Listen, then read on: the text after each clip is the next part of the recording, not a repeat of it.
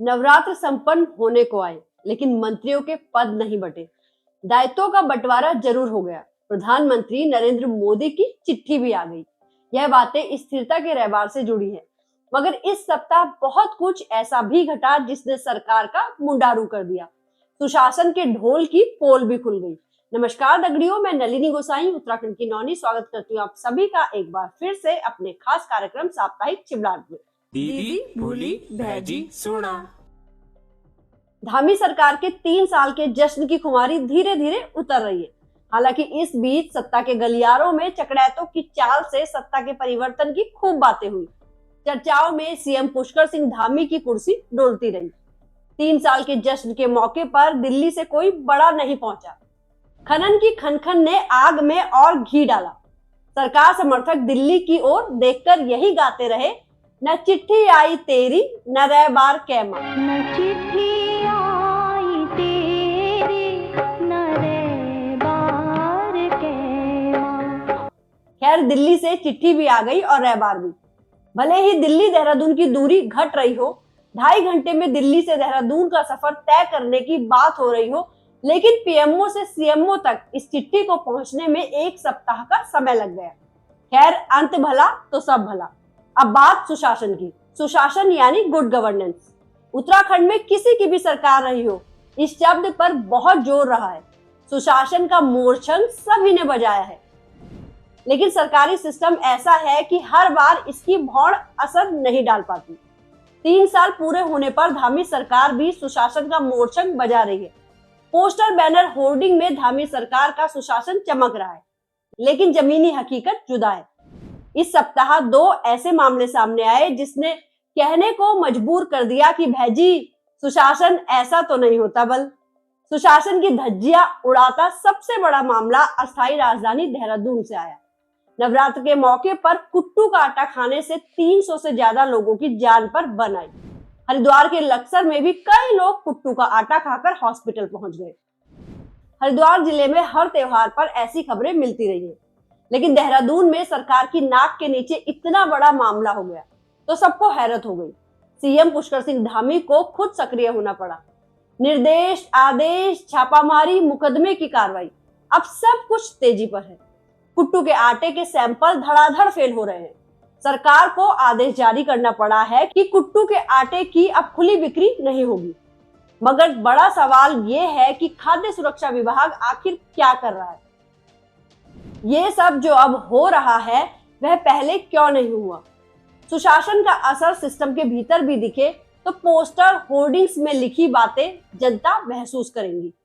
सीमांत जिले चमोली में डीएम संदीप तिवारी और जिला आबकारी अधिकारी दुर्गेश्वर कुमार त्रिपाठी के बीच ऐसी जंग छिड़ी कि सुशासन को कहीं कोने में दुबक जाना पड़ा। नियमों को लागू करने के मामले में ईमानदार डीएम संदीप तिवारी को बाईपास कर शराब की दुकानों के टेंडर करा दिए। डीएम ने पावर दिखाई और सीधे जिला आबकारी अधिकारी के कार्यालय पर ही छापा मार दिया और उनका 1 दिन का वेतन काटते हुए निलंबन की सिफारिश शासन को कर दी। जिला आबकारी अधिकारी ने डीएम पर उत्पीड़न का आरोप लगाते हुए सीएम दरबार में शिकायत कर दी। आबकारी विभाग के कर्मचारियों को भी आंदोलन में लगा दिया। झगड़ा बढ़ा तो सरकार ने जिला आबकारी अधिकारी को चमोली जिले से ही हटा दिया। मगर यह प्रकरण सुशासन के ढोल की पोल खुल गया। लोगों की स्मृतियों में अभी वो घटना कमजोर नहीं पड़ी जब देहरादून के डीएम सविन बंसल की भी आबकारी विभाग के अफसरों से मिलती जुलती स्थिति में फंस गई थी। अब ये दारू का चक्कर ही ऐसा है भैजी, जो डीएम नियम से चलेगा तो उसे मुंडारू तो होगा ही। खैर, सुशासन पर तो घाम लगा ही है, लेकिन धामी सरकार ने 4 जिलों में 15 जगहों के नाम बदलकर जो रहबार देना चाहा था, उसमें मियांवाला का पेच फंस गया। दरअसल जिन 14 जगहों के नाम बदले गए हैं वे तो हिंदुत्व के एजेंडे को सूट करते हैं, लेकिन मियांवाला का मामला सरकार के गले की फांस बन गया है। इस जगह का नामकरण उत्तराखंड की राजपूत जाति मियां के नाम पर किया गया था, मगर यह भी नाम परिवर्तन का शिकार हो गया है। इसे नया नाम दिया गया है रामजी वाला।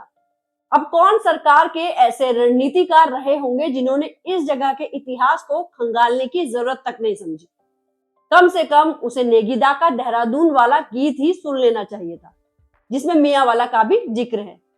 मियाँ वालो छे के मोथरा वालो छे के मेहू वाला मोब्बे वाला मक्का वालो छे। सरकार अब घंगतोल में है कि क्या करे। सलाह बिरणी सगोर अपणु निखे जानी क्या कंतब। सरकार यदि नाम वापसी का फैसला करती है तो अन्य जगहों से भी यही आवाज उठेगी। नहीं करती है तो फिर मियाँ राजपूत जाति के लोगों के उस गुस्से का क्या होगा जो कि भड़का हुआ है।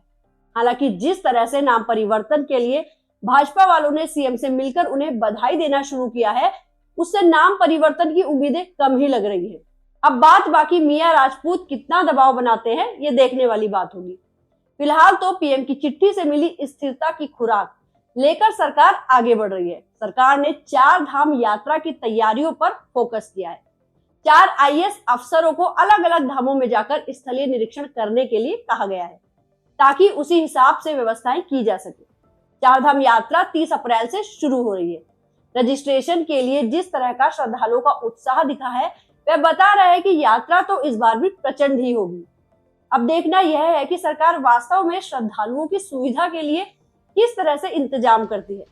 तो दगड़ियों, इन सभी के बीच अंत में हम यही कहना चाहेंगे कि नवरात्रि पर कुट्टू के आटे से कुट्टी ही बेहतर, यानी व्रत को पूरे समर्पण भाव से भूखा रहकर ही करेंगे तो ही सेहतमंद रह सकेंगे, क्योंकि भरोसे के लायक ना तो कुट्टू बचा है और ना ही सरकार। बाकी दगड़ियों, आपको हमारा साप्ताहिक चिवड़ाट कार्यक्रम कैसा लगता है कमेंट के माध्यम से अवश्य बताइएगा। तो मिलते हैं अगले सप्ताह, तब तक अपना और अपनों का ख्याल रखिएगा। धन्यवाद। दीदी भूली भैजी सुना।